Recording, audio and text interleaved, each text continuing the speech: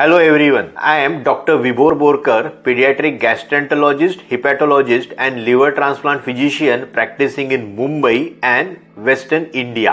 आज मैं एक ऐसी कंडीशन के बारे में बात करना चाहता हूँ जिसके बारे में कई पेरेंट्स सुनते तो है लेकिन अक्सर पूरी तरह से समझ नहीं पाते हैं। वो है बच्चों में फंक्शनल कॉन्स्टिपेशन। यह बच्चों में क्रोनिक कब्ज यानी क्रोनिक कॉन्स्टिपेशन का सबसे कॉमन कारण है और इसे क्लियरली समझने से ट्रीटमेंट कई आसान हो जाती है। तो फंक्शनल कॉन्स्टिपेशन आखिर है क्या? इसका सीधा मतलब है कि बिना किसी अंडरलाइंग डिसीज या डिफॉर्मिटी से बिना की कब्ज होना, यानी बच्चे का शरीर स्ट्रक्चरली नॉर्मल है, इसकी आते है या फिर स्पाइन है, नर्वल सिस्टम है, ये सारी नॉर्मल है और ये कब्ज actually behaviour, diet, lifestyle patterns इनके कॉम्बिनेशन की वजह से होता है। यह ज्यादातर के जैसे टॉडलर्स है या स्कूल गोइंग बच्चे हैं इनमें ज्यादा कॉमन है, खास करके टॉयलेट ट्रेनिंग के जो साल है या फिर स्कूल ट्रांजिशन के दौरान जो स्ट्रेस होता है इनमें होता है।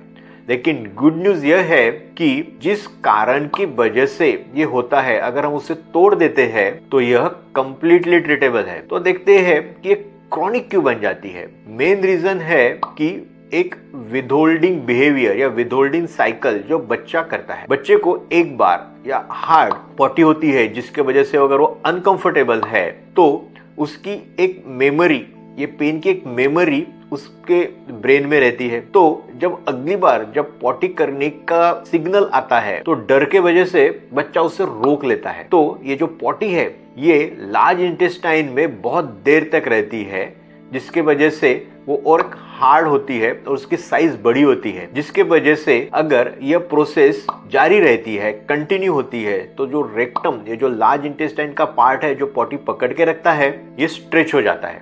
और अगर रेक्टम अगर स्ट्रेच रहता है तो अपना वो सेंसेशन खो देता है और पॉटी को आगे ढकलने का पावर भी खो देता है। इसके लिए बच्चे को पॉटी जाने की जो अर्ज होती है वो कम महसूस होती है, जिससे और ज्यादा विदहोल्डिंग होती है और साइकिल ये रिपीटेडली चलते रहती है। टाइम के साथ ये फिर जो कब्ज है ये क्रोनिक बन जाती है। तो जो कब्जी होती है इसलिए नहीं होता है कि बच्चा लेजी है, बस इसलिए होता है कि बच्चे की जो बॉडी है अब इसको सिग्नल देना बंद कर देती है और बच्चे की जो पॉटी पकड़ने की आदत है वो और स्ट्रांग हो जाती है। तो आइए देखते हैं पेरेंट्स ने कौन से सिम्टम्स पे ध्यान देना चाहिए। तो सबसे इंपॉर्टेंट साइन है पॉटी करने के वक्त दर्द होना। कुछ बच्चे बहुत बड़े और से बॉल जैसे या पैलेट जैसे पॉटी पास करते हैं।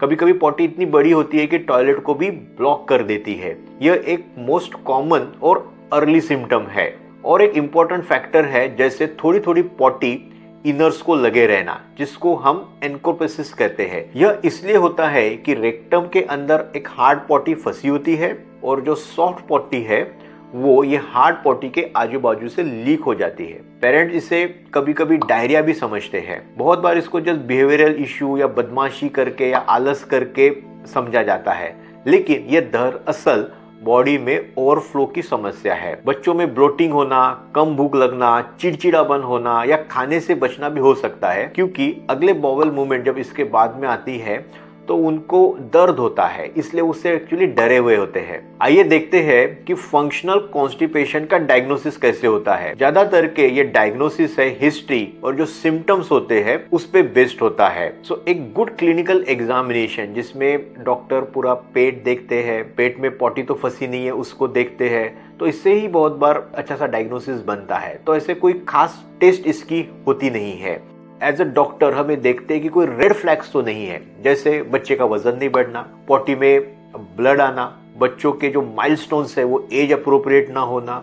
ठीक है, ये ऐसे कुछ अंडरलाइन जो डिसीज है उसके सिम्टम्स हम देखते हैं। तो most of the time functional constipation diagnose के लिए कोई टेस्ट की जरूरत नहीं होती है।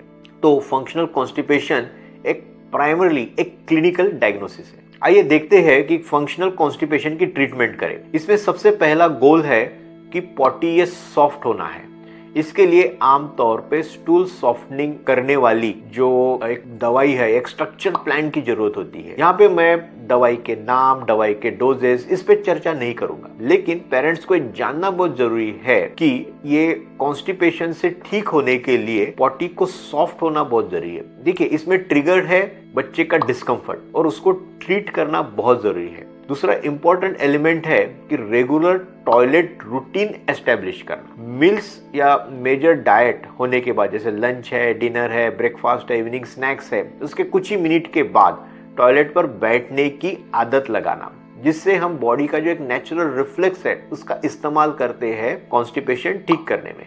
ऐसे दिन में 2 या 3 बार बैठने की आदत लगा सकते हैं। डाइटरी चेंजेस एक मेजर रोल प्ले करता है। बच्चों को भरपूर फ्रूट्स, वेजिटेबल, होल ग्रेन वाली हाई फाइबर डाइट की जरूरत होती है। साथ में एडिक्वेट मात्रा में पानी भी उतना ही इंपॉर्टेंट है, क्योंकि हाइड्रेशन से स्टूल सॉफ्ट रहता है। रेगुलर फिजिकल एक्टिविटी के वजह से जो आंतों की गति है, आंतों की मूवमेंट्स है, तो डाइटरी चेंजेस एक मेजर रोल प्ले करता है। बच्चों को भरपूर फ्रूट्स, वेजिटेबल और होल ग्रेन वाला डाइट देना बहुत जरूरी है। हाई फाइबर डाइट के वजह से पॉटी सॉफ्ट होती है और पेनफुल मूवमेंट होने से बचाव होता है।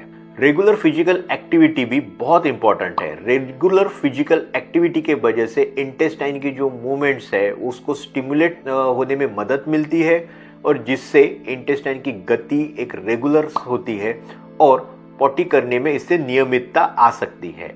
धीरे धीरे ऐसे करने से जो रेक्टम का जो साइज जो हमने पहले वीडियोस में देखा था वो धीरे धीरे कम आता है, उसके सेंसेशन से वो बेहतर होते हैं। बच्चों को पॉटी का जो सेंसेशन फील होता है और बच्चे रेगुलरली पॉटी जाना शुरू कर देते हैं।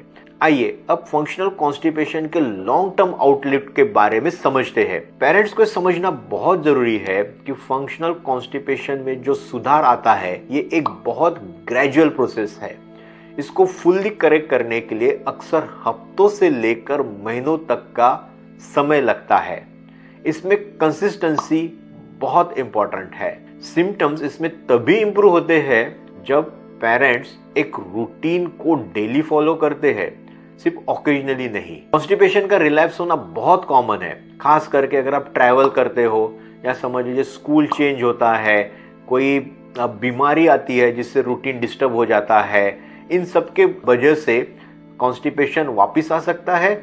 लेकिन अगर हम कोई अर्ली इंटरवेंशन करते हैं और इमीडिएटली रूटीन फिर से अगर एस्टेब्लिश करते हैं तो ये रिलैप्स भी डेफिनेटली मैनेज किए जा सकते हैं। फंक्शनल कॉन्स्टिपेशन कभी कभी बहुत ओवरवेलिंग हो सकता है बच्चे के लिए, फैमिली के लिए, लेकिन पेशेंस बहुत जरूरी है। रूटीन, एक राइट गाइडेंस बच्चों को देना बहुत जरूरी है, जिससे बच्चे अर्ली रिकवर कर सकते हैं।